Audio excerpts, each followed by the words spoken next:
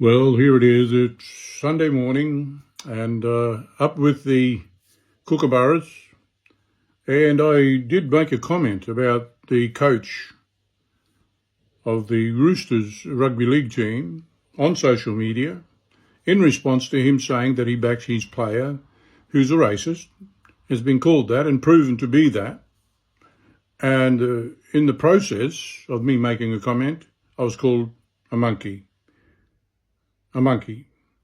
by a contributor to social media as I am.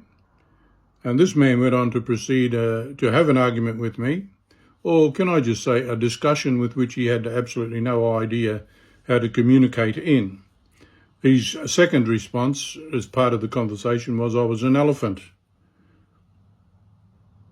I was a little bit confused.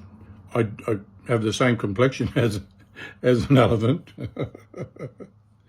I really do. I think I've seen some elephants that have the same colour skin as I have. But I digress. This fool went on to say that he, well, I hate to use the word hate, but he did. And in the process, it just typifies what racism is, the hate speech.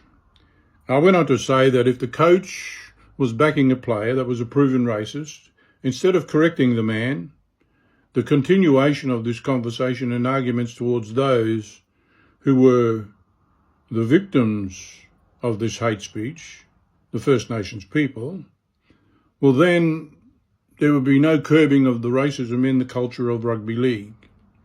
You see, there is a debate going on because the mainstream rugby league proprietors and those who own the game do not wish to stop the racism in the game, but want to debate it to allow footballers to do it. Now, when I played A grade at a much younger age in a Queensland rugby league team, by the way, I might just mention in passing that I was called some names very similar to the hate speech of today, and I was able to level the playing field as we did back in the day, with not so much as quit it now and get on with the game. We weren't set off. We weren't given 10 minutes in the sin bin. It was settle the score. Let's finish the game and may the best team win. That was the culture back in the day. But unfortunately, I've been called a monkey and an elephant on a Sunday morning. Apparently it's just the norm here in Australia because towards First Nations people, hate speech is still allowed. To the coach of the Sydney Roosters, I would say you need to correct your mindset towards your team in quashing and disapproving of any racial slurs towards fellow team members and those of opposition teams. To my First Nations people, here on the first day of this week, I would like to say stay black and deadly. As I always say, remember to my people, black don't crack.